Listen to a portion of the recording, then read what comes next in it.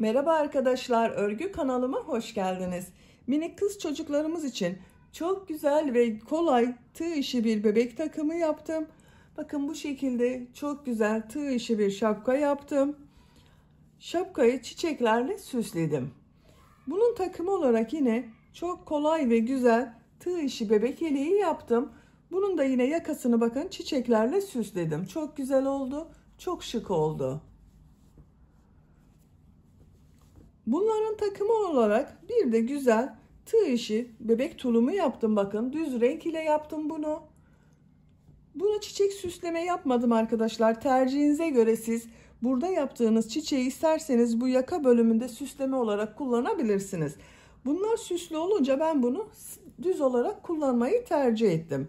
Bakın çok güzel ve kolay bebek tulumu. Ben bugün bu bebek takımını 3-6 ay arası bir bebek ölçüsüne göre yaptım. Ama siz bu takımı her yaş çocuklarınız için yapabilirsiniz arkadaşlar. Bunun gibi güzel bir takım yapmak isterseniz şapkanın ve tulum anlatımlarını ben yaptım. YouTube kanalıma yükledim.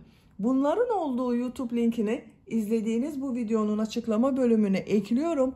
Siz o linkler üzerine tıklarsanız bunun gibi güzel bir takım yapabilirsiniz. Biz bugün bu güzel ve kolay tığ işi bebek yeleğini yapacağız. Bugünkü anlatacak olduğum yelek örgüsü arkadaşlar 3-6 aylık bebek için bu yaka başlangıcından başlıyoruz. Benimle aynı sayıda başlayıp 0-1 yaş için bütün çocuklarınız için yapabilirsiniz. Daha küçük yapmak istiyorsanız bu yaka başlama sayısını eksik yaparak yeni doğan bebek için yapabilirsiniz. Ama 0-1 yaş için benimle aynı sayıda başlayıp bu yaka arttırma sırasını 1 veya 2 sıra eksik yaparsanız yeni doğan bebek için olur. Bu yaka arttırma sırasını benim yaptığımdan 1 sıra fazla yaparsanız 6 aylık bebek için olur. Bu yaka arttırma sırasını benim yaptığımdan 2 sıra fazla yaparsanız 1-2 yaş arası çocuklarınız için olur. Daha büyük çocuklar için yapmak istiyorsanız da bu yaka başlama sayısını 8-10 zincir fazla yaparak 3-4 yaş arası çocuklar için yapabilirsiniz. Ben bugün bu renkler ile yapmayı tercih ettim. Siz istediğiniz renk, marka ve iplikleri kullanabilirsiniz. Çiçekleri de yine istediğiniz renk çiçeklerle süsleyebilirsiniz arkadaşlar. Ben bugün 3 aylık bebek için bu şekilde yaptım. Ölçülerini videonun sonunda ölçüyorum. Oraya bakabilirsiniz. Yelek örgüsünde iplik olarak ben bugün bu ipliği kullandım. Antipilik özellikli bir iplik. Kullandığım iplik üzerinde 100 gram iplikte 250 metre var. 1,5 adet iplik yeterli buna. İnce bir iplik ile yapıyorsanız 1 adet yumak iplik yeterli. Ben bugün bu renk ve bu marka ipliği kullandım. Siz tercihinize göre istediğiniz marka bebek iplik ve renklerini kullanarak yapabilirsiniz. Her renk iplik ile çok güzel oluyor. Tığ olarak 5 numara 3 milimetre tığ kullandım. Elimin sıklığına göre bu tığı kullandım. Yumuşak bir örgü elde ettim arkadaşlar. Siz tercihinize göre 3,5-4 milimetre tığları kullanırsanız daha güzel olur arkadaşlar. Eliniz sıkıysa. Düğme olarak bakın yakasına 3 tane düğme yaptım.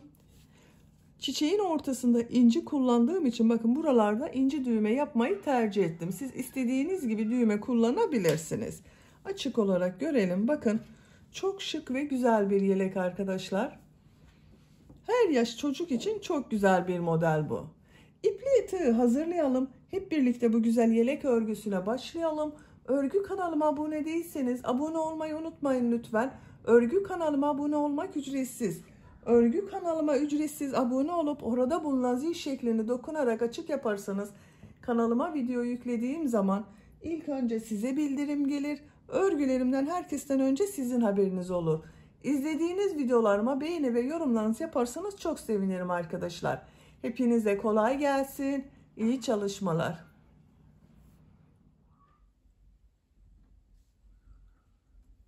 Örgüye yakadan zincir yaparak başlıyorum. Zincir yapabilmek için ilk ilmeği bak ben bu şekilde yapıyorum. Size nasıl kolay geliyorsa ilk ilmeği öyle yapabilirsiniz. Zincirleri yapmaya başlıyorum. Çok sıkı zincirler yapmıyorum arkadaşlar.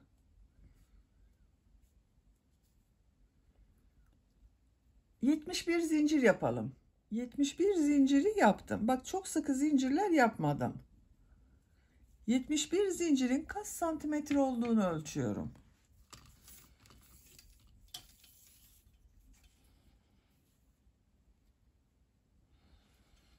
30 santimetre zincir uzunluğu var.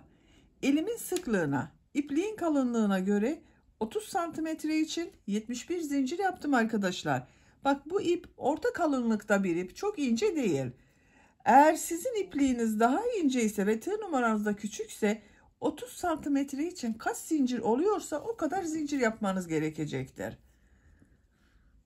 Tığ üzerine iplik alıyorum. Bu sırada trabzan sırası yapıyoruz ve yaka ayrımlarında yapıyorum. 3 ilmek atlıyorum.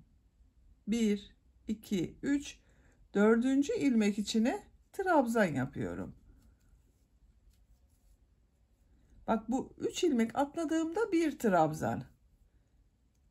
İkinci trabzanı yaptım. 3, 4, 5, 6, 7, 8, 9, 10. Bak bu 3 ilmekle birlikte 1, 2, 3, 4, 5, 6, 7, 8, 9, 10 trabzan yaptım. 2 zincir yapıyorum. Tığ üzerine iplik alıyorum. Yanında bulunan ilmeğe bak. Aynı ilmeği yapmıyorum. Kol bölümü için ilk trabzanı yapıyorum. Kol bölümü için 14 trabzan yapıyorum. 2, 3, 4, 5, 6, 7, 8,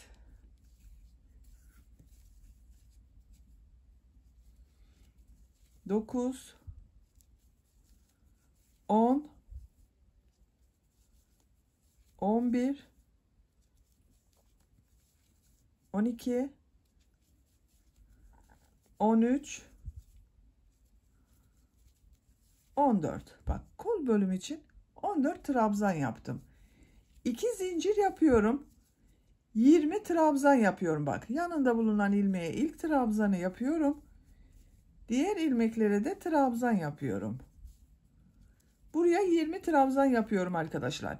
Siz burayı kaç trabzan başladıysanız burası arka bölüm olacak. Arka bölüm ön bölümlerin 2 katı oluyor. Ben 10 trabzan başladım. Bu arka bölüme de 20 trabzan yapıyorum. Zincirler üzerine 20 trabzanı yapalım. Arka bölüm için buraya bak 20 trabzan yaptım arkadaşlar. 2 zincir yapıyorum. Tığ üzerine iplik alıyorum. Diğer kol için 14 trabzan yapıyorum. Bak bu kolda 14 trabzan yaptım. Buraya da 14 trabzan yapıyorum.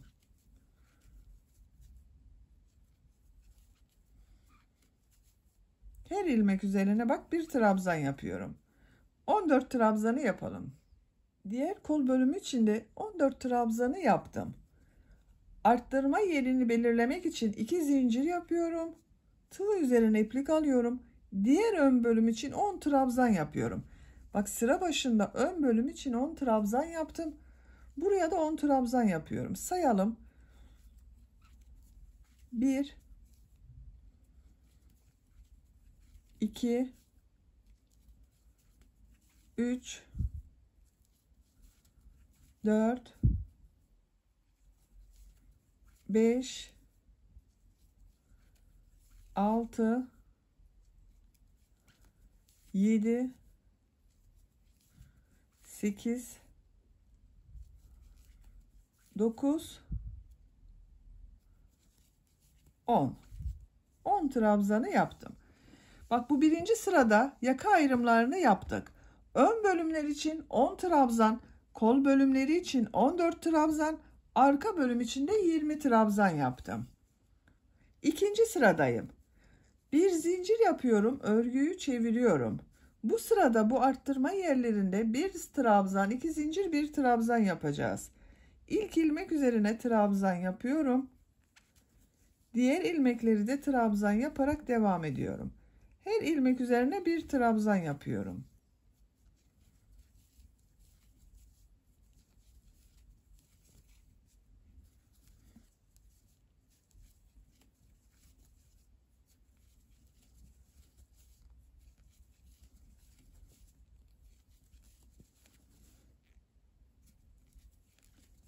Bak, arttırma yapacağım iki zincirli yere geldim.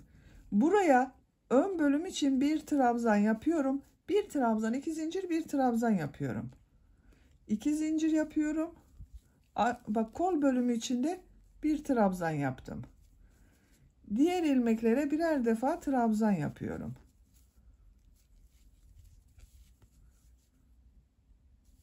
Buraya kadar devam edelim. Arttırma yapacağım yere kadar trabzanları yaptım. Bu iki zincir üzerine bir trabzan, iki zincir, bir trabzan yapıyorum.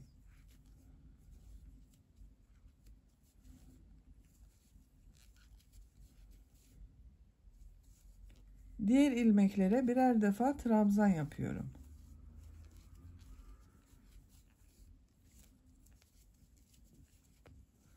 Bu şekilde arkadaşlar. Buraya kadar devam edelim. Buraya kadar trabzanları yaptım. Bu iki zincir üzerine yine bir trabzan, iki zincir, bir trabzan yapıyorum. Diğer ilmeklere birer defa trabzan yapıyorum. Buraya kadar devam edelim. Diğer arttırma yapacağım yere kadar trabzanları yaptım. Bu arttırma yerine de bir trabzan, iki zincir, bir trabzan yapıyorum.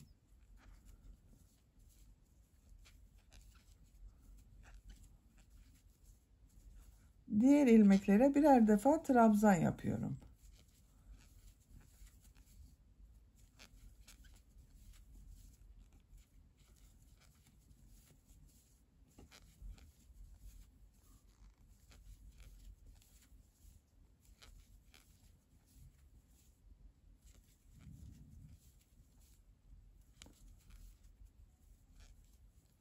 Bak, son trabzanda bu 3 ilmek atlayarak yaptığım bir trabzan vardı.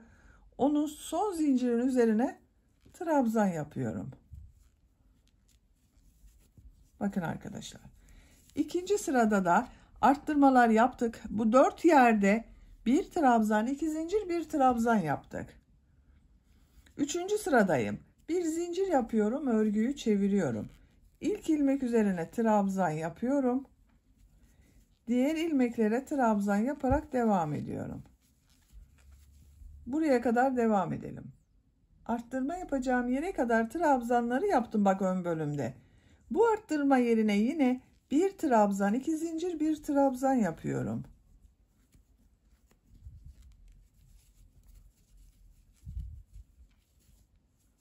Diğer ilmeklere birer defa trabzan yapıyorum. Bakın arkadaşlar, arttırma yerlerinde her sırada bir trabzan, iki zincir, bir trabzan yapıyoruz. Yakanın şekli böyle oluyor. Katlayalım, bir de bu şekilde görelim. Bakın böyle. Yakanın örgüsünü bu 4 yerden her sırada bir trabzan, iki zincir, bir trabzan şeklinde arttırmalar yapalım. Diğer ilmeklere birer defa trabzan yapalım. Yakanın örgüsünü, sıra sayısını tercihinize ve yapacak olduğunuz çocuğun büyüklüğüne göre tamamlayalım. Yaka bölümün örgüsünü 10 sıra olarak yaptım arkadaşlar. Sayıyorum: 1, 2, 3, 4, 5, 6, 7, 8, 9, 10. Kaç santimetre olduğunu da ölçüyorum.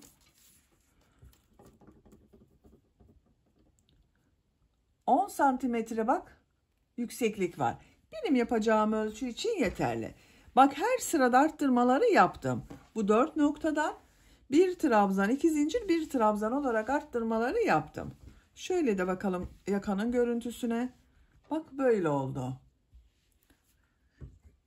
11. sıradayız. 11. sırada bu kolları gövde bölümünden ayıracağız. Örgüye artık gövdenin örgüsüyle devam edeceğiz. Siz biraz daha büyük olsun istiyorsanız bir veya iki sıra bu arttırmalara devam edebilirsiniz. Daha sonra bu kolları gövdeden ayırabilirsiniz arkadaşlar. Benim için yeterli bir yükseklik bu. Bir zincir yapıyorum, örgüyü çeviriyorum. İlk ilmek üzerine trabzan yapıyorum. Diğer ilmekleri de trabzan yaparak devam ediyorum.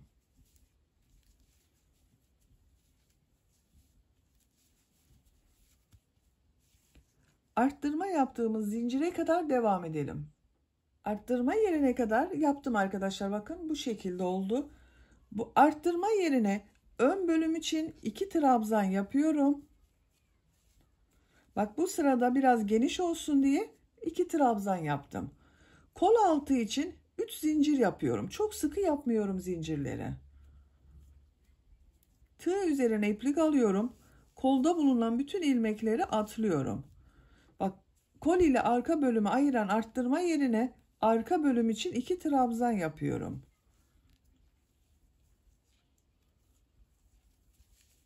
Bak ön ve arka bölümü zincirle birleştirdik. Kolları da gövde bölümünden ayırdım. Diğer ilmeklere birer defa trabzan yapıyorum.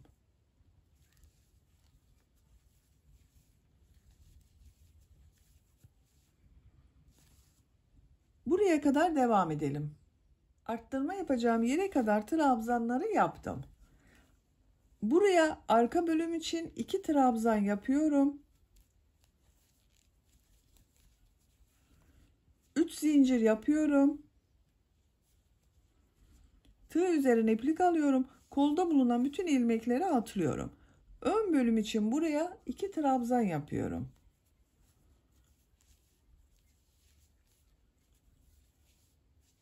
Diğer ilmeklere birer defa trabzan yapıyorum.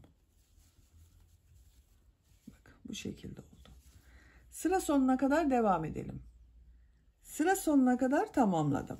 Bakın arkadaşlar bu sırada kol bölümlerini gövde bölümünden ayırdık. Ön ve arka bölümleri birleştirdik. Gövdeyi oluşturduk. Bir zincir yapıyorum. Örgüyü çeviriyorum. Bir sıra sık iğne yapıyorum. İlk ilmek üzerine sık iğne yapıyorum. Bak sık iğneyi bu şekilde yapıyorum.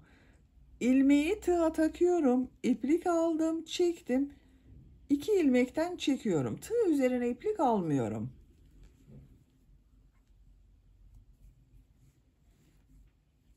Her ilmek üzerine bir sık iğne yapıyorum. Kol altı yaptığımız zincire kadar devam edelim. Kol altı yaptığım yere kadar tamamladım. Bak kol altında 3 zincir yaptım. Her zincir üzerine bir sık iğne yapıyorum.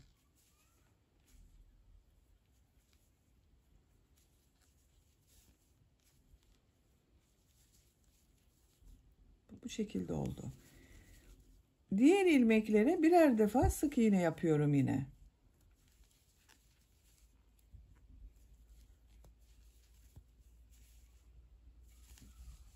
Buraya kadar devam edelim. Bak burada da yine her ilmeğe bir sık iğne yapacağız.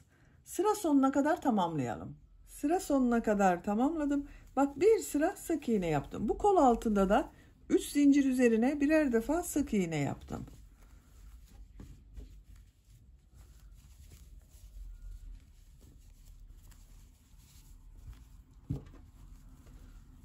Kontrol edelim görüntüsünü arkadaşlar. Bakın bu şekilde oldu. Bu sıradan itibaren model yerleştirmeye başlıyorum. Bak örgünün düz tarafındayım. Buradan belli oluyor. Bak düz taraf arkadaşlar. Yakanın başlangıcından belli oluyor. Burası ters tarafı, burası düz tarafı. Bir zincir yapıyorum. Örgüyü çeviriyorum. İlk ilmek üzerine trabzan yapıyorum. Tığ üzerine iplik alıyorum. Bir ilmek atlıyorum. İkinci ilmek içine 2 trabzan, 2 zincir, 2 trabzan yapıyorum.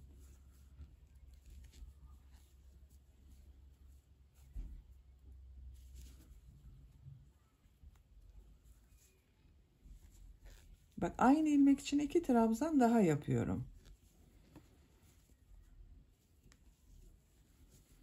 2 trabzan, 2 zincir, 2 trabzan yaptım. Tığ üzerine iplik alıyorum. Bir ilmek atlıyorum. İkinci ilmek içine bir trabzan yapıyorum. Tığ üzerine iplik alıyorum. Bir ilmek atlıyorum. İkinci ilmek içine 2 trabzan, 2 zincir, 2 trabzan yapıyorum.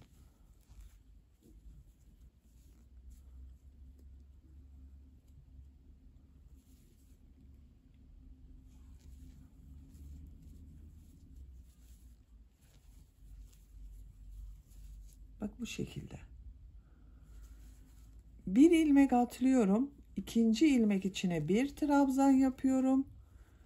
Bak tığ üzerine iplik alıyorum. Bir ilmek atlıyorum. İkinci ilmek içine 2 trabzan, 2 zincir, 2 trabzan yapıyorum.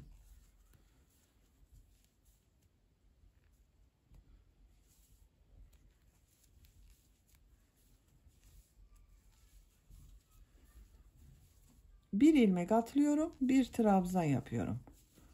Bir model yapıyoruz, bir trabzan yapıyoruz bak. Aralarda birer ilmek atlıyorum. Sıra sonuna kadar devam edelim. Modelleri yaparak sıra sonuna kadar tamamladım. Sıra sonunda 2 ilmek kaldı. Bak sıra başında bir trabzandan sonra bir ilmek atladım, model başladım. Sıra sonunda da bu başlangıç ile aynı olması gerekiyor. Benim bir ilmek fazla geldi arkadaşlar. Bak o bir ilmeği de burada atladım. Burada bir yerde 2 ilmek atladım bak 1 2. Arkayla bak ön bölüm birleştiren burada yaptım bunu. Çok göze çarpmasını istedim. Bir ilmeği atlıyorum. Son ilmek üzerine bir trabzan yapıyorum. Bak modelleri yerleştirmesini yaptım. Şöyle bakalım. Bu şekilde oldu. İkinci model sırasındayız. Bir zincir yapıyorum. Örgüyü çeviriyorum. Bu ilk ilmek üzerine trabzan yapıyorum. Tığ üzerine iplik alıyorum. Model ortasında yaptığım bu 2 zincir üzerine 2 trabzan, 2 zincir, 2 trabzan yapıyorum.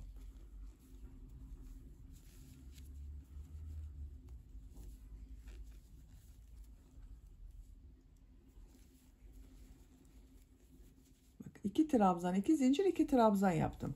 Tığ üzerine iplik alıyorum.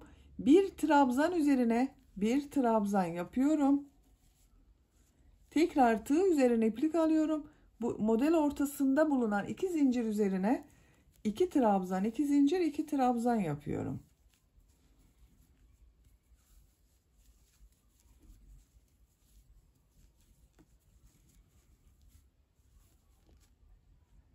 Bu ilmek üzerine bir trabzan yapıyorum. Bu şekilde bak. Model aynı şekilde devam ediyor. Sıra sonuna kadar devam edelim. Sıra sonuna kadar tamamladım. Sıra sonunda bak yine bir trabzan yaptım. Bir zincir yapıyorum, örgüyü çeviriyorum. Tekrar model sırası yapıyoruz arkadaşlar. Artık gövde bölümü bu modellerle devam edecek. İlk ilmek üzerine bir trabzan yapıyorum. 2 zincir üzerine 2 trabzan, 2 zincir, 2 trabzan yapıyorum.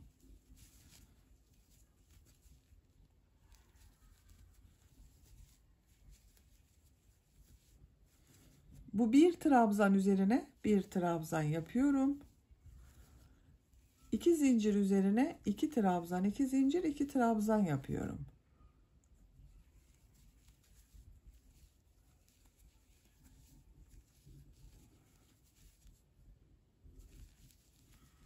Bak 3. model sırasındayız. 1 2 3.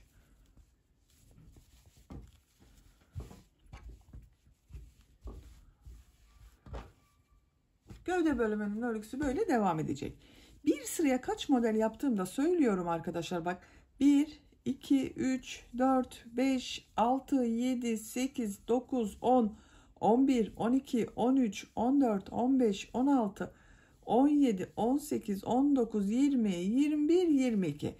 Benim yaptığım ölçüde, benim yaptığım sayılarla bir sırada 22 model var. Bak bu şekilde. Gövde bölümünün örgüsünü yapacak olduğunuz bebeğinizin veya çocuğunuzun büyüklüğüne ve tercihinize göre istediğiniz kadar model sırasını tekrarlayarak tamamlayalım. Gövde bölümünün örgüsünü yapacağım ölçüye göre tamamladım. Kaç model sırası yaptığımı sayıyorum. 1, 2, 3, 4, 5, 6, 7, 8, 9, 10, 11, 12, 13, 14. 14 model sırası yaptım. Burada bitirmiyorum. Uç noktada yine trabzanlardan oluşan model yapıyorum. Bak, yakanın bu tarafında bitirdim arkadaşlar. Düz tarafından model yapıyorum. Siz isterseniz bu yüksekliğini 1-2 sıra devam edebilirsiniz. Bir zincir yapıyorum, örgüyü çeviriyorum. İlk ilmek üzerine sık iğne yapıyorum. Bir zincir yapıyorum. Bu 2 zincir üzerine 5 trabzan yapıyorum.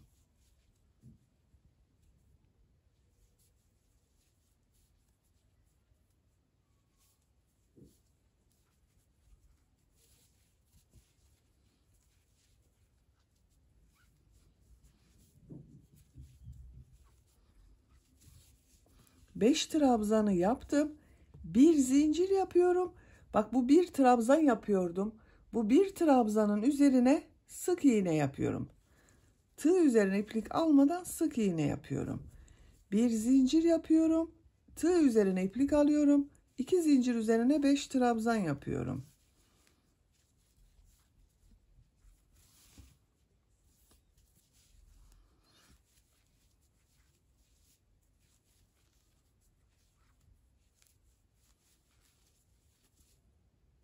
Bir zincir yapıyorum. Bu bir ilmek üzerine sık iğne yapıyorum. Bir zincir yapıyorum. 5 trabzan yapıyorum. Bakın, bu şekilde model yapıyorum. Sıra sonuna kadar devam edelim. Modelleri yaparak sıra sonuna kadar tamamladım. Bakın, görüntü olarak böyle oldu. Son modeli yaptım. Bir zincir yapıyorum. Bu ilmeğe sık iğne yapıyorum. Bakın arkadaşlar, görüntüsü böyle. Şimdi ön patta da pıtırcık modelleri yapıyorum. 2 zincir yapıyorum. Bak, sık iğne yaptım. Aynı ilmeğe sık iğne yapıyorum. Bir ilmek atlıyorum. Bu ilmek içine bir sık iğne, 2 zincir, bir sık iğne yapıyorum.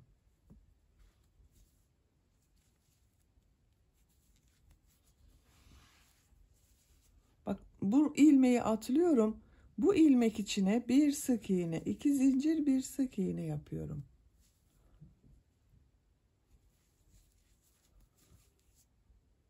İlmek atlıyorum. Bir sık iğne, 2 zincir, bir sık iğne yapıyorum.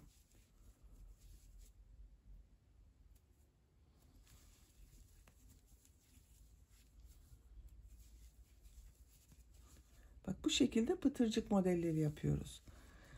Bu model başladığımız yere kadar devam edelim. Pıtırcık modelleri yaparak buraya kadar tamamladım. Bak, görüntüsü böyle oldu. Yaka yaptığım yerdeyim arkadaşlar.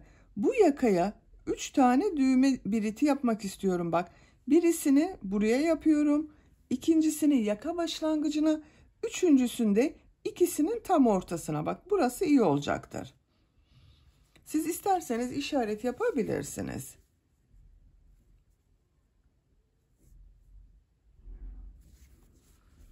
Bak, bu ilmeği atlıyorum.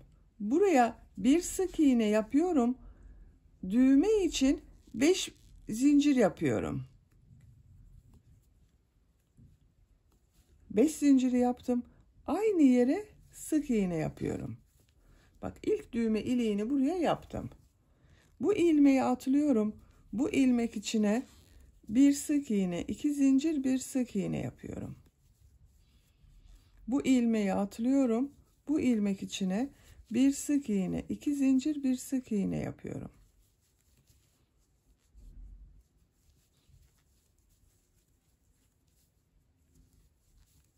Bak, 3 pıtırcık yaptım buraya. 1, 2, 3. Buraya ikinci düğme iliğini yapıyorum. Bak, şu ilmeği atlıyorum. Bir sık iğne yapıyorum.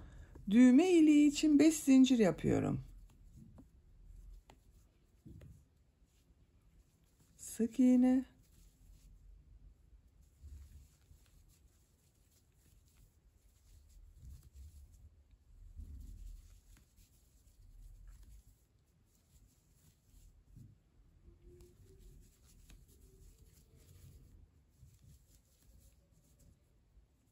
Bak buraya 3. düğme iliğini yapıyorum. Bak yine burada 1, 2, 3 pıtırcık yaptım. Buraya da 1, 2, 3 pıtırcık yaptım. Düğme iliği için 5 zincir yapıyorum. Aynı ilmeğe sık iğne yapıyorum. Bak 3. düğme iliğini de yaptım. Bu ilmeğe sık iğne yapıyorum. Yakanın çevresinde sık iğne yaparak devam ediyorum. Her ilmek üzerine bir sık iğne yapıyorum. Bak diğer tarafa da burada yaptığım gibi pıtırcık yapacağız. Yaka çevresinde sık iğne yaparak buraya kadar devam edelim. Bu ön patta da burada yaptığımız gibi pıtırcıkları yapalım. Bu sıra sonuna kadar tamamlayalım. Diğer ön patta da pıtırcık yaparak sıra sonuna kadar tamamladım. Son ilmeği burada bulunan ilmek ile ilmek kaydırma yaparak birleştiriyorum. İpliği kesiyorum.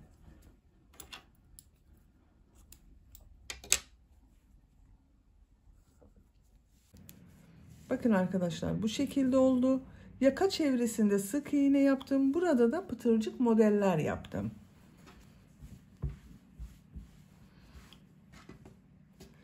Şimdi kol örgüsünü yapalım. Bakın ben kol örgüsünün birisini bu şekilde yaptım.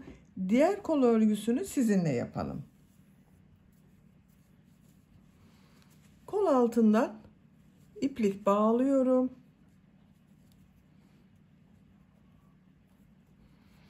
Buradan bir ilmek yapıyorum. Bir sıra trabzan sırası yapıyorum. Bakın bu trabzan sırasının devamı olarak bir sıra trabzan sırası yapıyorum. Arttırma yerine bir trabzan yapıyorum. Diğer ilmeklere birer defa trabzan yapıyorum.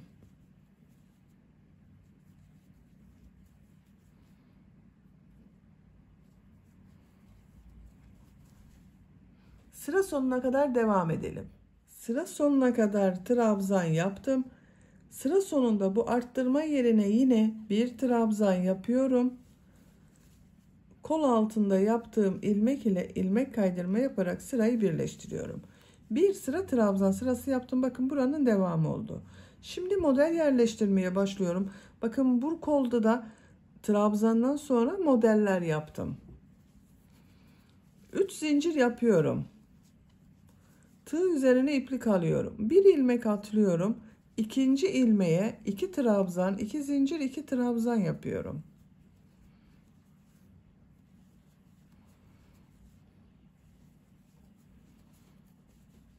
Bir ilmek atlıyorum, bir trabzan yapıyorum. Bir ilmek atlıyorum, 2 trabzan, 2 zincir, 2 trabzan yapıyorum.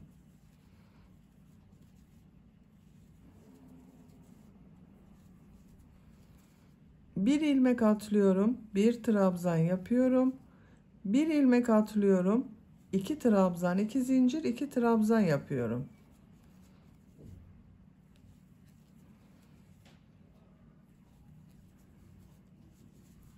Bakın bu şekilde oluyor. Sıra sonuna kadar devam edelim. Sıra sonuna kadar modelleri yaptım. Sıra başında yaptığım bu 3 zincir ile ilmek kaydırma yaparak birleştiriyorum. Bakın en son model yaptım. 3. zincir üzerine tığ takıyorum, ilmek kaydırma yapıyorum. Bu 3 zincirde bakın model ortasında yaptığım trabzan oldu. Şu şekilde bakalım kaç model olduğunu sayıyorum. 1, 2, 3, 4, 5, 6, 7, 8, 9 model var. 3 zincir yapıyorum. Model ortasına 2 trabzan, 2 zincir, 2 trabzan yapıyorum.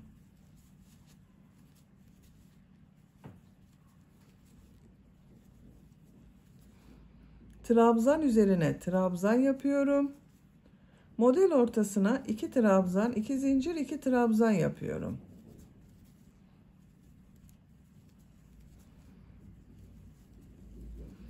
Trabzan üzerine trabzan yapıyorum. Sıra sonuna kadar devam edelim. Sıra sonuna kadar modelleri yaptım. Son modeli bu 3 zincir ile ilmek kaydırma yaparak birleştiriyorum. Bakın 2 sıra model sırası yaptım.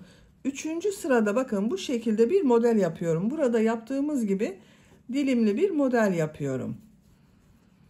Bir zincir yapıyorum. Tığ üzerine iplik alıyorum. Model ortasına 5 trabzan yapıyorum.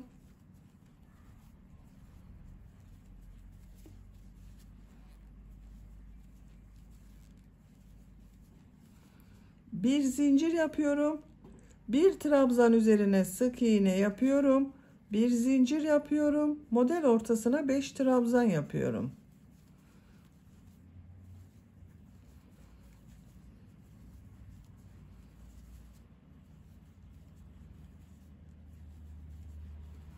Bir zincir yapıyorum. Trabzan üzerine sık iğne yapıyorum. Bakın bu şekilde oluyor. Sıra sonuna kadar devam edelim.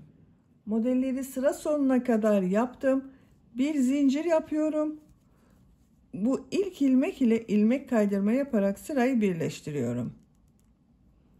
İpliği kestim. İpliği kesiyorum arkadaşlar. Bakın kol örgüsünü yaptık.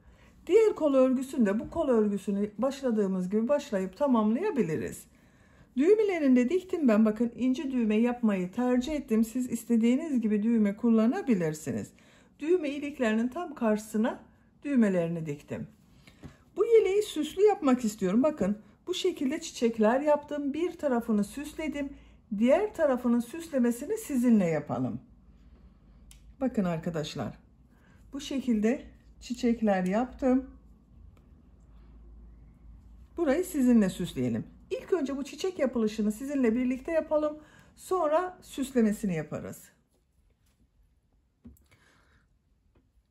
Tığ olarak 5 numara 3 milimetre tığ kullanıyorum. Siz biraz daha büyük çiçek olsun istiyorsanız, bakın benim yaptığım çiçekler bu büyüklükte, 3,5-4 milimetre tığlarda kullanabilirsiniz arkadaşlar. Daha küçük yapmak istiyorsanız da bunu 2-2,5 milimetre tığları kullanırsanız daha küçük ölçüde çiçek elde edersiniz. İpliğin kalınlığı da çiçeğin büyüklüğünde çok etkili. Kalın iplikler tercih ederseniz daha büyük çiçekler olur. Şu şekilde bir bakın sihirli halka yapıyorum. Parmağımdan çıkardım. Bakın bunu tutuyorum. Zincir yaptım, sağlamlaştırdım. 4 zincir yapıyorum. 1 2 3 4. Tığ üzerine 2 defa iplik doluyorum. Üçlü trabzan yapacağız arkadaşlar. 3 üçlü trabzan yapıyorum. Bakın 3 defa da çıkarıyorum. 1 2 3. Tekrar 2 defa iplik doluyorum. Üçlü trabzan yapıyorum.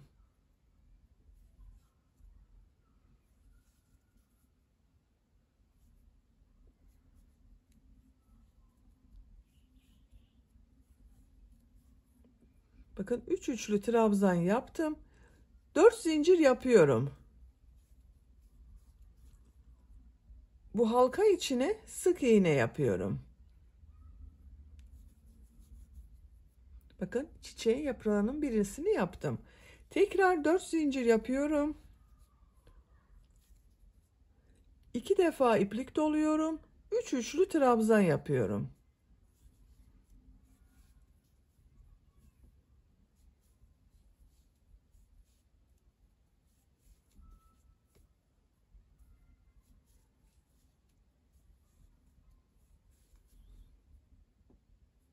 Dört zincir yapıyorum. Biraz daraltıyorum bakın halkayı. Sihirli halka içine sık iğne yapıyorum.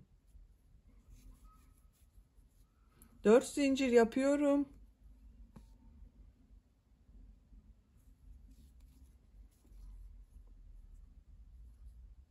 Üç üçlü trabzan yapıyorum.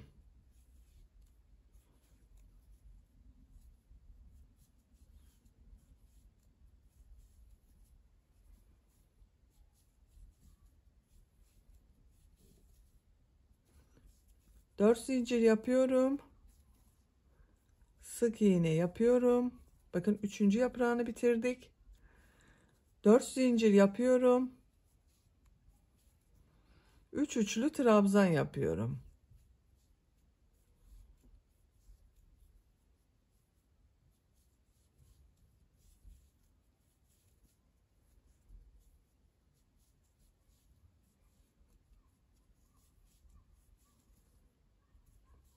4 zincir yapıyorum.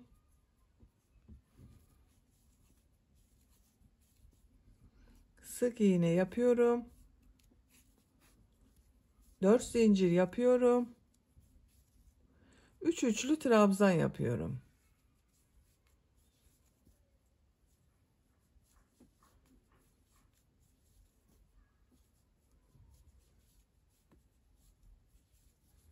Üç üçlü trabzan yaptım. 4 zincir yapıyorum. Sık iğne yapıyorum. Bakın 1, 2, 3, 4, 5 yaprak yaptım. Burada iplik ucu duruyor bakın. Bunu yavaş çekiyorum. Bu ortayı tamamen kapatacağız arkadaşlar. Hiç boşluk kalmayacak. İpliği de keselim. Çiçeği dikeceğimiz için biraz uzun kesiyorum arkadaşlar.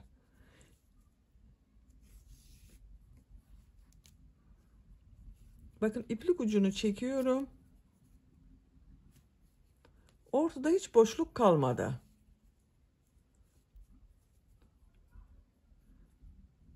İki iplik ucunu bağlıyorum.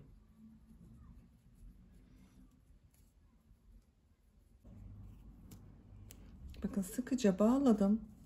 Bu şekilde oldu. Çiçeği yaptık. Bu çiçeği minik bir de yaprak yapmak istiyorum. Bu renk bir yeşil iplik kullanıyorum. Bakın bunun gibi yapraklı yapacağız arkadaşlar. Siz istediğiniz renk yeşil iplikleri kullanabilirsiniz. Örgünün ters tarafından herhangi bir çiçeğin bu bitirdiğimiz yerden başlayabilirsiniz. İpliği bağlıyorum.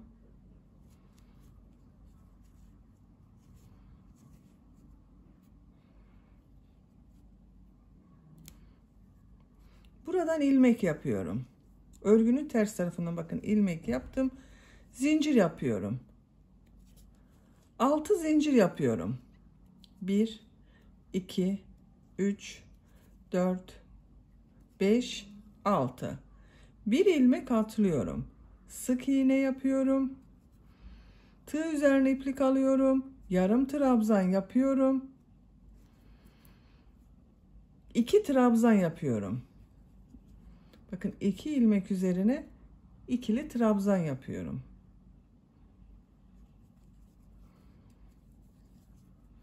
Son ilmeğe sık iğne yapıyorum.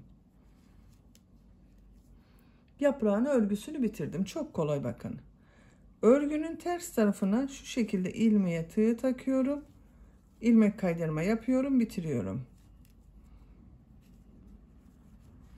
İpliği kesiyorum.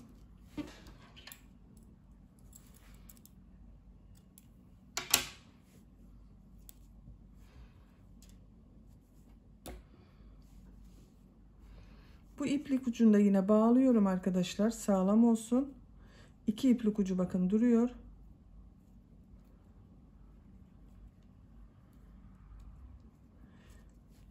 İplikleri kesiyorum.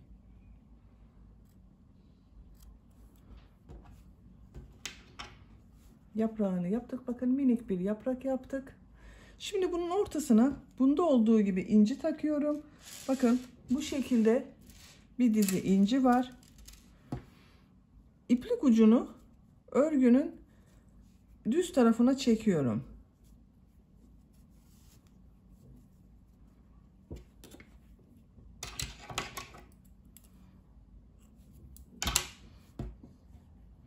Bakın iplik ucu burada.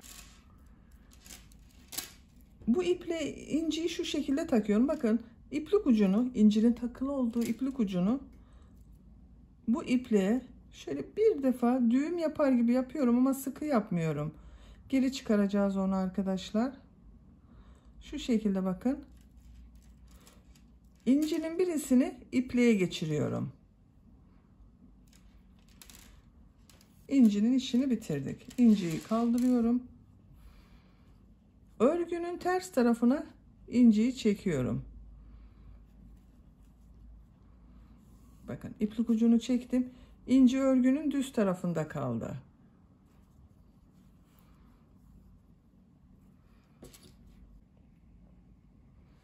Bu iplik ucunu iğneye takıyorum. Benim örgülerde kullandığım böyle büyük bir iğne var arkadaşlar. Ben hep bunu kullanıyorum. Siz evinizde hangi iğne varsa onunla yapabilirsiniz. İnceyi sağlamlaştırıyorum buraya. Bakın şu şekilde örgünün ters tarafından ilmeğe taktım. 2 defa iplik doluyorum. Çekiyorum. Bakın artık çiçek hazır. Bu çiçek bitti arkadaşlar. Bakın çok güzel oldu. Çiçeğimiz hazır. Bu çiçekten ben 3 renkli yaptım arkadaşlar. Bakın açık pembe renkli yaptım. Beyaz renkli yaptım. Siz tercihinize göre istediğiniz renklerle yapabilirsiniz. Yaptığım bu çiçeği ördüğüm bakın bu yelek örgüsüne dikiyorum. Ben bir tarafını bakın bu şekilde sıralı diktim. Diğer tarafını sizinle birlikte süsleme yapalım.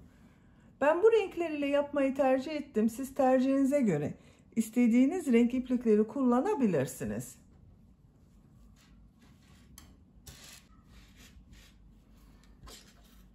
Bakın son yaptığım çiçek iğneyle takılı duruyor. Sıralamayı tercihinize göre yapabilirsiniz. Ben ilk önce bu renk çiçeği buraya yapmayı tercih ettim. Bakın aynısı olacak. Şu şekilde yerleştiriyorum. Yeleğin olduğu bakın buraya iğneyi taktım. Çiçekten geçiriyorum.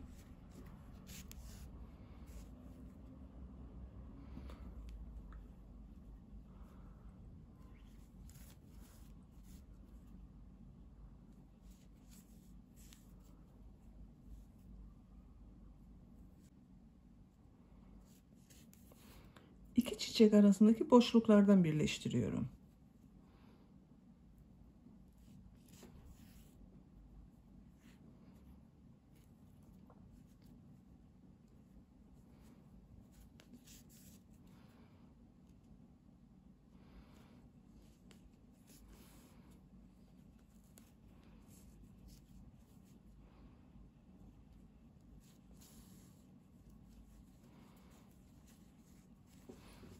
Bakın bu şekilde yerleştirmesini yaptım.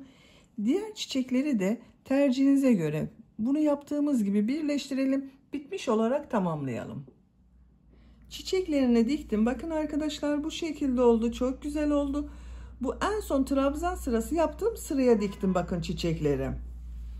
Diğer tarafın çiçeklerini de bu çiçekler gibi simetri olarak dikebilirsiniz veya tercihinize göre bu çiçek sıralamasının renklerini istediğiniz gibi yapabilirsiniz.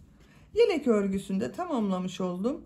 Bakın çok şirin ve şık bir yelek yaptık minik kız çocuklarımız için. Açık olarak görelim. Bakın. Bu şekilde. Çok güzel ve kullanışlı bir yelek arkadaşlar. Bitmiş olarak size ölçülerini söylüyorum. Kol altının buradan gövde genişliğini ölçüyorum. 24 santimetre. Yüksekliğini ölçüyorum. Kol altından gövde yüksekliği 18 santimetre. Omuzdan tam yüksekliğini ölçüyorum. 31 santimetre. 3-6 ay bebek için çok güzel bir ölçü oldu. Bu yeleğin ölçüsü bebeğinizin kilosuna göre değişebilir arkadaşlar. 6 aylık bebekte çok rahat kullanır. Yapılı bir bebekse 3 aylık bebeğe çok güzel olur.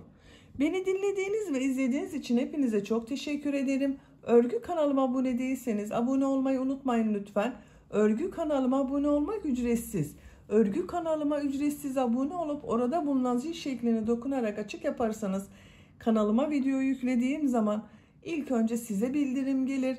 Örgülerimden herkesten önce sizin haberiniz olur. İzlediğiniz videolarıma beğeni ve yorumlarınızı yaparsanız çok sevinirim arkadaşlar. Sizlerle yeni örgülerde görüşmek dileğiyle. Hoşça kalın, sevgiyle kalın.